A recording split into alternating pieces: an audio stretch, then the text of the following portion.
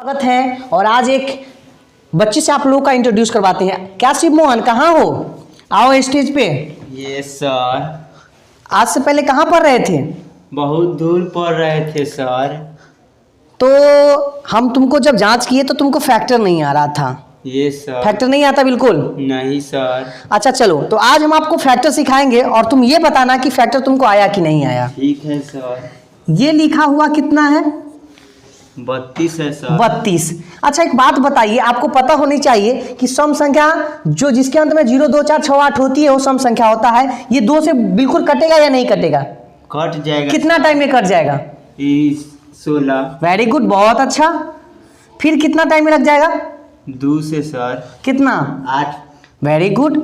और 2 फिर 2 से लग जाएगा क्या? Yes sir. कितना? 2 से 4। फिर कितना लग जाएगा? 2 से सर। फिर कितना? 2 से 2। 2 से 2। फिर कैसे लग जाएगा? 2 से सर। 2 से 1।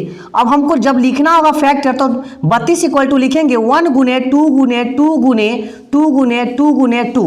ये जो हमारा हो गया, ये हमारा गुणनखंड हो गया, गुणनखंड। और यहीं पर अगर अभाज्य गुणनखंड होता तो इसमें 1 नहीं होता। अभाज्य गुणनखंड में 1 नहीं होता है और गुणनखंड में 1 होता है। इस बात का ध्यान रखना है हमेशा, क्योंकि बहुत सारे बच्चे इस पॉइंट पर बहुत सारे बच्चे गलत करते हैं। उनको ये समझ में नहीं आता है कि अभाज्य गुणनखंड क्या होता है और गुणनखंड क्या होता है।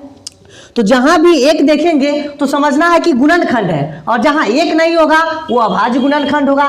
चाहे कभी प्रश्न में कहे कि अभाज्य गुणनखंड बताने के लिए, तो यह ध्यान रखना है कि अभाज्य गुणनखंड में कभी भी 1 नहीं होगा। इस बात का ध्यान रखकर ही आप लोगों को बनाना है, तब जाकर आपका बिल्कुल सही होगा। एक प्रश्न और आपको हल कराने का प्रयास करती है। इसमें 2 बातें बताए, एक तो गुणनखंड के बारे में और एक जो बताए वो अभाज्य गुणनखंड के बारे में। समझिए कि नहीं? इसको अभाज्य गुणनखंड को अंग्रेजी में हम लोग कहते हैं फैक्टर। सॉरी, भाज्य को हम लोग मानी से जब गुणनखंड करेंगे उसको हम लोग कहते हैं फैक्टर। इसको फैक्टर को हम लोग हिंदी में क्या बोलेंगे? गुणनखंड। क्या बोलेंगे? गुणनखंड। समझ गए? yes. और एक होता है फैक्टोरिएशन मेथड, जिसको हम लोग फैक्टोरिएशन मेथड को हम लोग कहते हैं अभाज्य गुणनखंड। क्या?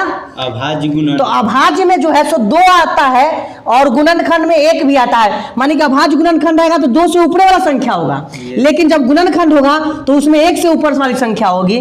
तो ये गुणनखंड और अभाज्य गुणनखंड में अंतर है। शिव मोहन, ये बात समझ में तुमको आया कि नहीं आया?